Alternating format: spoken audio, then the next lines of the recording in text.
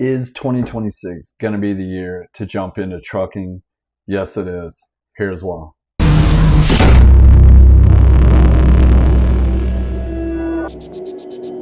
What's up, guys? My name is Brad. This is my channel, Twin Rivers Hotshot. In this channel, we talk about trucking, we talk about news, and moving on. If you're not subscribed to the channel, subscribe to the channel. It helps our little channel more than you know.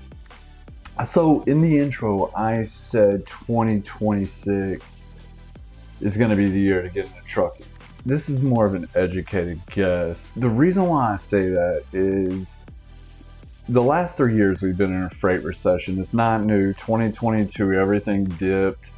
March, everything starts to come back up. It did not come back up. Matter of fact, when you thought it couldn't get any worse, it got worse.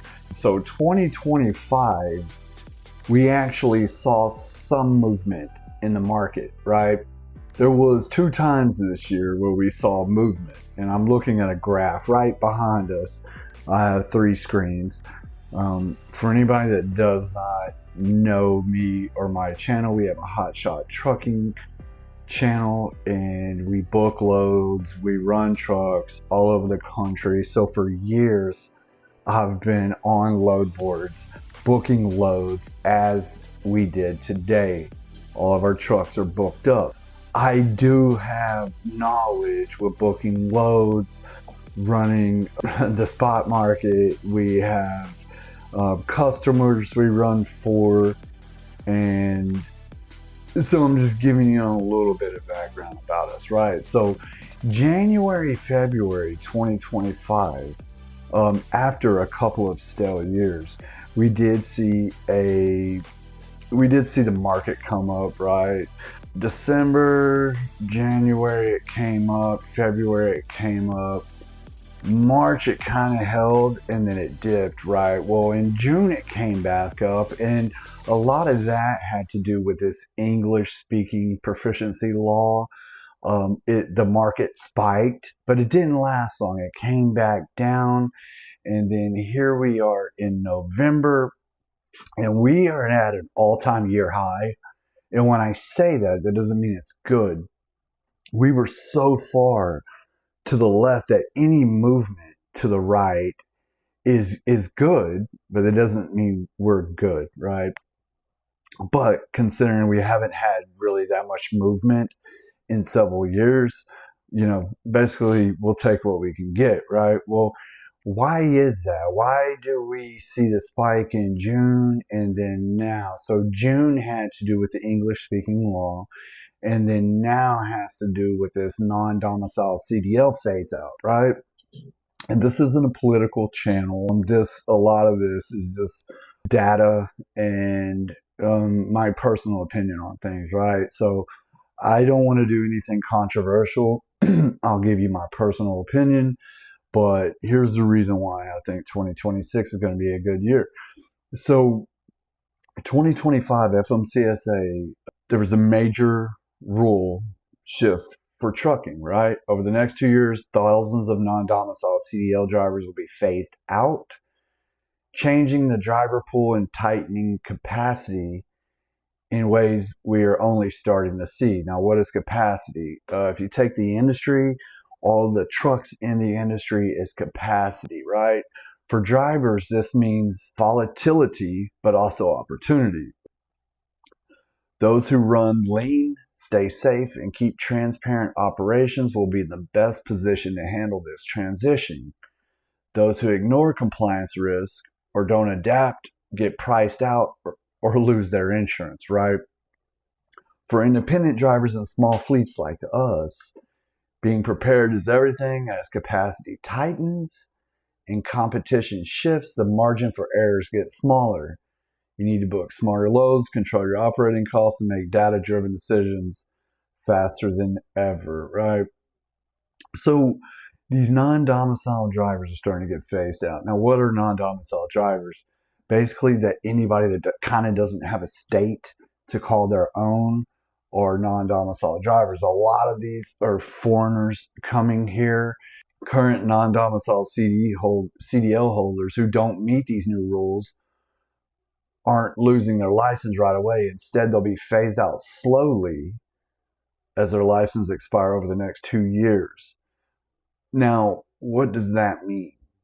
So our secretary, DOT Secretary Sean Duffy, announced an emergency action to drastically limit those who can get non-domicile CDLs. The change took effect immediately. FMCSA audits found major problems on how states were issuing these licenses. California, Colorado, Pennsylvania, South Dakota, Texas, and Washington had serious compliance issues. FMCSA estimates there was 194,000 non-domicile CDLs issued. Old rules versus new rules. They're going to start strengthening these laws and make them much stricter. What does that mean? There's only going to be fewer of these issued, right? So people will still be able to get these, but only fewer people qualify. And you have to have an H-2B, H-2A, and E-2 visa holders can now only get non-domicile CDLs. But that's not all. Here's what they're going to do to those guys. Yearly in-person renewals required. No more multi-year license. No more renewing by mail. Federal verification is mandatory. All applications must go through DHS SAVE system. Shorter license period. License now expire when work authorization ends or after 1 year, whichever comes first. So that's going to affect almost 200,000 drivers. Most of these non-domicile CDL drivers are going to have their license revoked. And a lot of it had to do with a lot of these crashes. Also, the safety guidelines of not being able to read street signs or addresses, but what they're doing is they're making these rules a lot stricter. So we did see a huge spike, not a huge spike, we did see a spike in the market as they are starting to crack down on these. Now, this 2-year phase out, is how are they going to phase it out, right? They're going to do a couple of things. They're going to do the license to where you can only renew it by the year, but also the ones that are still intact now, they are going to go after medical cards. For anybody that does not know, I am a CDL Class A driver. Any commercial driver has to have a medical card, a medical certificate, and what that means, I'm out of Texas. My medical card is good for 2 years, right? So at the end of that 2 years, I have to go retake a medical test and get stamped by a doctor. So they check my vision, they check my cholesterol, make sure that I'm not going to have a stroke while I'm driving. They check my range of motion. They basically say that I'm good to drive commercially, right? Well, a lot of these guys that have them now are not going to get their medical cards renewed. And another thing is that I've been reading a lot of, they're going to start going after the people loading these guys, right? So not only are they cracking down on the drivers, but also the people that load them. If you go load somebody and you cannot communicate with them, right? It's common sense. They're going to start cracking down on these guys.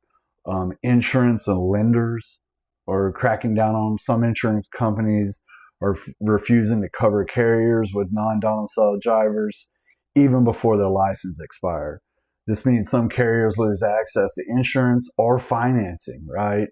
You see a lot of these guys running in these newer trucks, taking their trucks off the road if they're still legal to drive, right?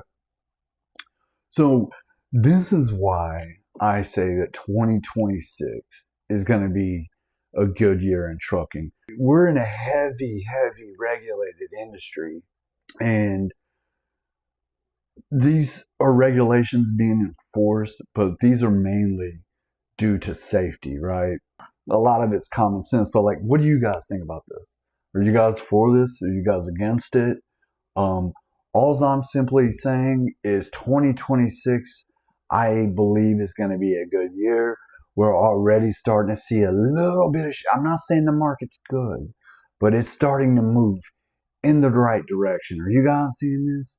Let me know what you guys think about this. I'll see you guys in the next one. Bye. This is what happens when you go to the office. What's up, cutie? What are you doing in here? Nothing. Booking loads?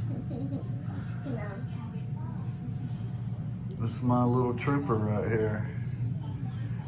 And she is hard at work. Today's Friday. She didn't have school. This is what I do when I get, this is what I do when I get a break. This is what she does. She's literally turned sideways, watching that sideways. All right, boss lady. I'm out of here. Okay, bye. Daddy заебал, успокойся.